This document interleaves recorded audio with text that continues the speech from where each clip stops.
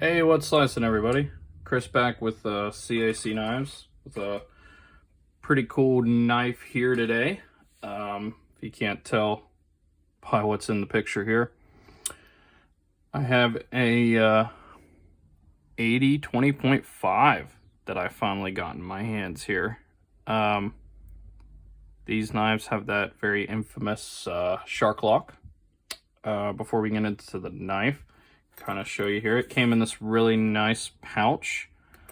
The knives are made by Demko, which is why you see Demko knives here. And he came up with his own unique style of lock called the shark lock in here. Just pretty standard pouch. It came with another pocket clip in case you want a left-hand carry. So lefties do get some love with this knife. So that's pretty cool.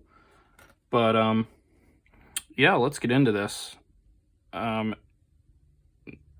This knife is pretty amazing. It's probably one of the highest fidget factor knives out there because of that shark lock. And not only is it heavily fidgety, but the shark lock is also very, what's the word? Very tough. It's one of the strongest locking mechanisms on the market for folding knives. And the reason he called it the shark lock is, you know, if you think about a shark, has a little fin that's popping out of the top of the knife, and I think that's pretty cool. Let's go ahead and kind of show you how it works. So basically, there's three ways you can open this knife. You can just simply slow roll it, or flick it out, I guess. Yeah, that was cool, huh? For those of you that have never seen this, you probably thought that was neat, and I'll show you that in a minute. You can back finger flick it, which is going to be hard for me to do on camera. Oh, there, I did it. With the thumb stud on the other side. Or you can use the actual shark lock itself. If you watch it, you're kind of, the shark lock in a way is the detent as well for the knife. It's kind of holding it in place. So when you deactivate that lock, it allows you to fling it out. And then when you know, now it's keeping the knife open, you know, keeping it in place. And then you take the lock away again and it falls shut. So it is done very nicely, at least on the knife that I received. It is done very nicely. I went with the orange and black. These come in a multitude of colors, different kind of handle scales, different kind of blade finishes, and I think it's a clip point blade is the other style blade they come in.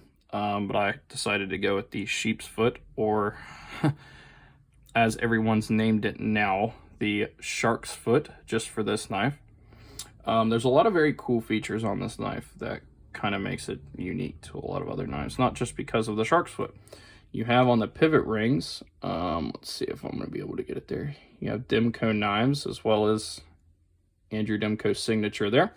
On the other side, you have where this knife was originally made or thought up in Wampum, Pennsylvania. There on the pivot collar on the other side, and where they were actually manufactured was in Taiwan, so the good China. It is AUS 10A steel, which is obviously better than AUS 8. However, for the price tag, I'm sure a lot of people expected a little better steel, which they are coming out with better steel now, but they also increased the price with that better blade steel as well. So, you know, a lot of what you're paying for really is the fact that, for one, it was designed in the USA. Very unique design at that. And for two, the shark lock probably is not a cheap thing to produce. I don't even know if there are some clones on the market now, but even the clones are pretty expensive for clones. So I'm guessing the shark lock is not a cheap thing to reproduce. And like I talked about in a previous video, where our knives worth their money, you know, if it's harder to manufacture, then it's going to cost more to produce in general. I definitely wanted a custom clip on there. I put this kind of lighter blue Lynch clip on there. think it goes well with the orange and the black.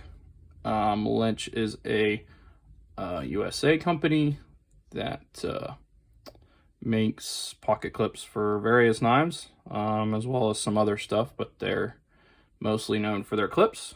If you need a clip for common knife models like Spyderco's and Kershaws and things like that, definitely check them out. Most of their clips, including this one, aren't too expensive. I think this was like 23 bucks or something. Wasn't too much. Anyways, and it allows the knife to be deep carried, which the original one did not. Anyways, the handles, I'm pretty sure this is Grivery. And they're very grippy. They're smoother than what they look, but there's a lot of jimping up here on the blade. There's jimping on the lock. So you're going to have no problem keeping a hold of that. These knives come in the AUS 10 versions. Brand new. Like this one, they come in between 150 to 170 usually is what I see them go for. On eBay, you can probably get some for around 130.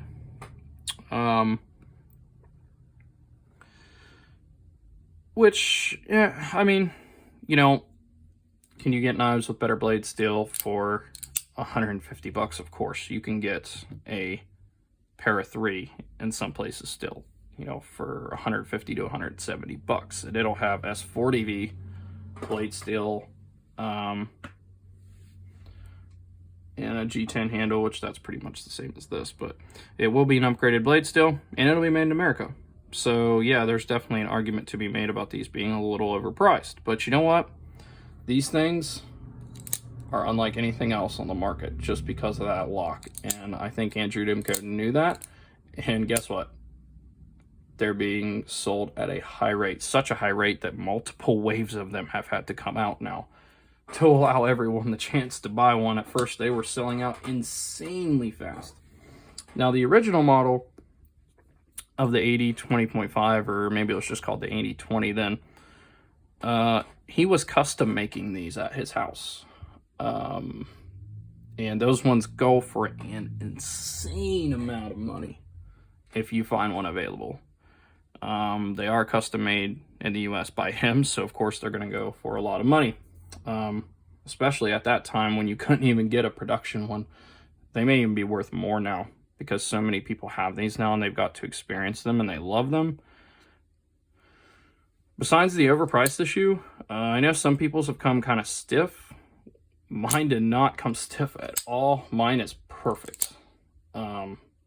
Perfect in every way. Centering is perfect. The blade sharpness was perfect. And I could not have been happier. Mine, this is the cheapest that I've seen in brand new, was at Smoky Mountain for 150. I don't know if this is still there. If it is, it's probably the best price you're going to find them brand new at this point in time. I think this is the only color combination they have left, but don't quote me on that. The Lynch clip is obviously very good. Lynch clips are known for being very good. They're full titanium, like I said, made in America.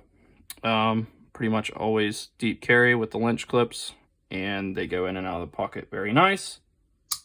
Yeah, good clip, right? You heard that smack. Like I've said it with all other titanium clips, if I can pull it out and smack it to the end like that, it's probably a good clip. If I cannot do that, it's too tight. And it's going to shred your pocket, it's going to shred your fingers. You're probably not going to want to carry it, and eventually, at least for me, I'm probably going to sell it. So, durability on this guy, strong. I know it doesn't have titanium handles, which I probably could get in the future if I wanted to, but that clip is just phenomenal. It is considered probably the strongest clip for a folding knife outside of a lockback, where lockbacks, you have the locks back here, you push it, but man, lockbacks aren't fun, are they? But this is. So you can get a million different you know, secondary market handle options for these. You can even get thumb studs, which I may do the thumb studs eventually. Might get different thumb studs, just to add a little flair. I don't know. It's gonna be hard to match this clip. I might eventually get a different clip and get a thumb stud to match the clip.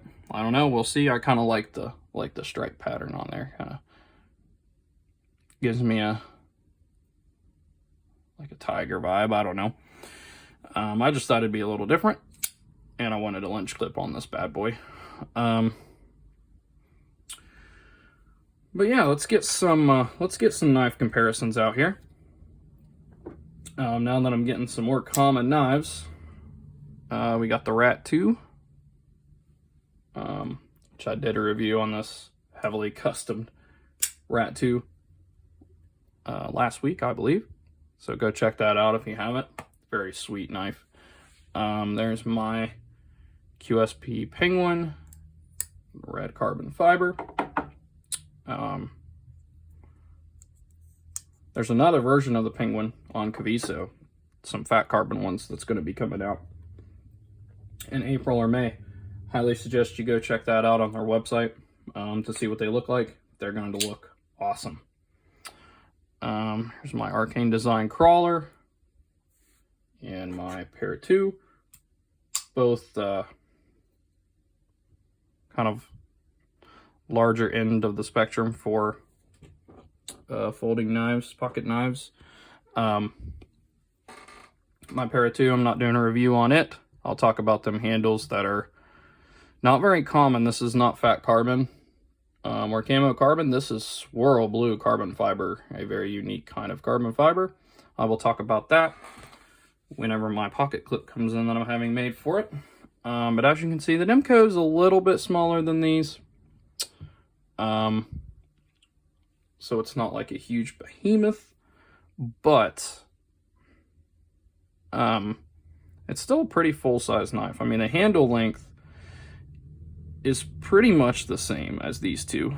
Pair 2 I always thought was a tad bit big. Pair 3 is a tad bit small. I wish they'd have made one in the middle. But that's just my opinion. But yeah, I mean, besides the blade length, it lines up where it should.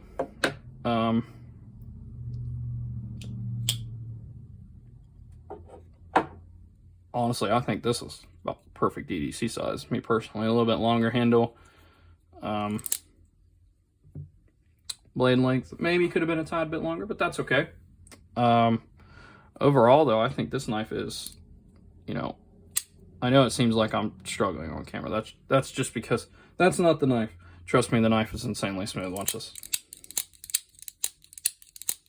Yeah, she's smooth. It's not the knife. It's me with the phone in front of my face. And me trying not to hit the desk and shake the desk around. One thing I always forget to do is I try to show the knife in different lightings. That way, and sometimes when the light's on it, you can see different details that you can't see when the light's not on it. So I figured I'd do a quick little show through. This will probably be airing on Wednesday this week. On Friday, I'm going to do a full unboxing and review of a Rough Rider, and kind of actually talk about Rough Riders a little more than I generally do. But before I go, guys, if you could take a minute for me to like and subscribe to this video, I'd really appreciate it. Channel continues to grow, and I love that. I continue to try to make videos every week. It's a pretty busy month, March, for me.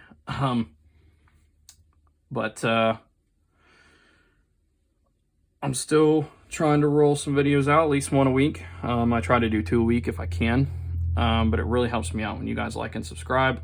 Only about 5 to 7% of people that watch my videos are subscribed, and I do show some really cool stuff off. A lot of my collection is very unique, as people that have been watching for a while already know. So I don't like to get basic things.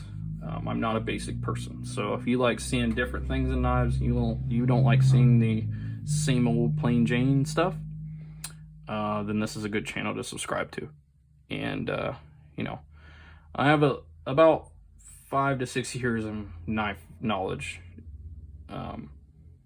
That's about how long I've probably been collecting, at least 5 or 6 years, maybe even longer than that at this point. But with that, enjoy the rest of your day, and thanks for watching.